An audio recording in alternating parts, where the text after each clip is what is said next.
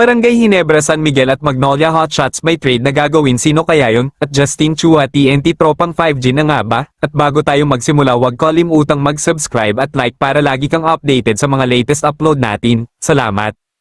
Barangay Ginebra San Miguel at Magnolia Hotshots may nilulutong trade at sino-sino kaya ang involved sa trade na ito? Ayon sa ating trusted source, gumagalaw na ang SMC Group sa mga trades na pabalita na ang trade sa pagitan ni Jamie Malonzo ng Barangay Ginebra San Miguel at Ian Sangalang ng Magnolia Hotshots, pero bago ito mangyari kinakailangan humanap ng dalawang koponan ng pangatlong team na sasali sa trade na ito dahil sister team sila at bawal mag-trade ng one-on-one, kaya kung gugustuhin talagang matuloy ng Barangay Ginebra at Magnolia Hotshots ang trade ni Malonzo at Sangalang, kinakailangan nilang kumausap ng iba pang teams na tutulong sa kanila. Napabalita na ayaw na ni Ian Sangalang sa Magnolia Hotshots dahil nabawasan ang minuto nito under Coach L.A. Tenorio, kaya gusto na nitong magpa-trade, at napabalita naman na interesado si Coach L.A. Tenorio sa Barangay Ginebra wingman na si Jamie Malonzo bilang kapalit ni Sangalang. Kung kayo ang tatanungin mga ka-Lloyd Sports Zone, sa tingin nyo magiging fair ba ang palitang Jamie Malonzo ng Ginebra para kay Ian Sangalang ng Magnolia? Comment na. Lipat naman tayo sa kabilang balita. Justin Chua balik PBA na nga ba?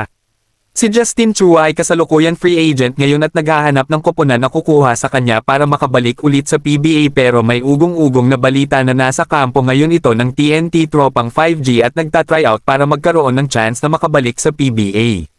Kung titingnan natin, malaki ang chance na makabalik sa PBA ni Justin Chua dahil tingin natin hindi peren naman nahuhuli ang laro ng former Ateneo bigman sa ibang bigman sa PBA, kaya masasabi nating magkakaroon ito ng chance na makapaglaro sa TNT tropang 5G at makabalik sa PBA ngayong conference, at kung sakali makakatulong ito sa TNT tropang 5G off the bench habang nagpapahinga ang mga key bigman nila.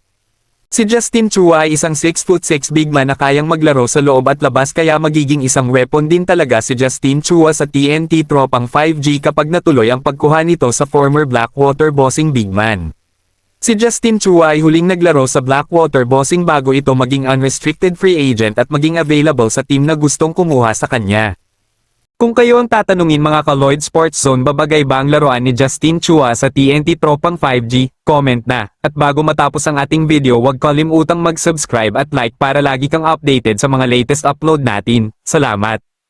Shoutout nga pala sa 8,053 nating subscribers. Maraming salamat sa patuloy na pagtangkilik sa ating mga videos.